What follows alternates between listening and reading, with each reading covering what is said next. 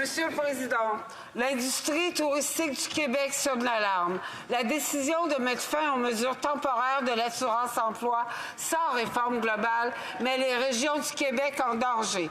Imaginez être un travailleur saisonnier.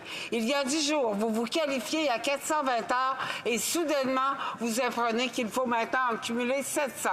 On parle d'industrie entière dans des régions où c'est exceptionnel de dépasser 500 heures dans une saison. C'est une trahison envers les travailleurs. Est-ce que le ministre va corriger le tir avant qu'il ne soit trop tard? L'honorable ministre de l'Emploi.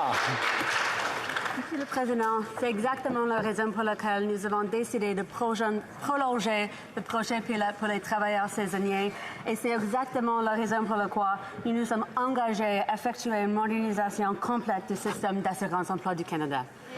L'honorable député de Thérèse de Blainville.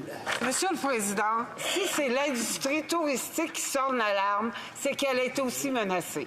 Elle a peur de perdre ses travailleurs, comme l'ensemble des industries saisonnières du Québec. Si le fédéral prive d'assurance-emploi leurs employés cet hiver, combien d'entre eux vont pouvoir revenir l'été prochain, pensez-vous?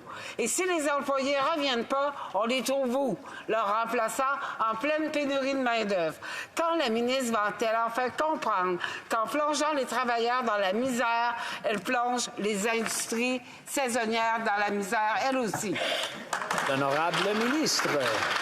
Monsieur le Président, nous comprenons les enjeux spécifiques des travailleurs saisonniers. C'est la raison pour laquelle nous avons prolongé notre projet pilote des travailleurs saisonniers. C'est la raison pour laquelle nous modernisons notre système d'assurance-emploi. Nous allons toujours être là pour les travailleurs. Exact. Bravo. Honorable député de Thérèse de Blainville.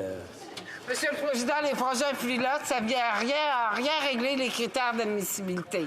Et en revenant aux anciennes règles d'assurance-emploi sans réforme, la ministre met en péril les travailleurs, mais aussi les employeurs. Et le résultat, c'est la recette parfaite pour le déclin des régions. D'abord, priver les travailleurs d'assurance-emploi pour les pousser à changer de métier ou déménager.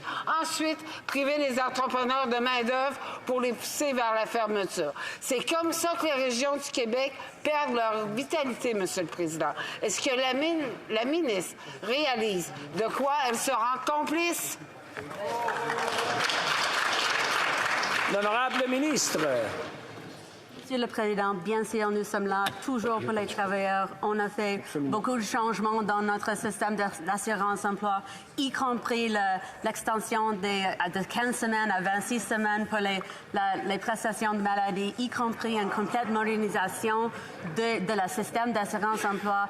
Et j'aurai plus de détails plus soon. Excusez-moi.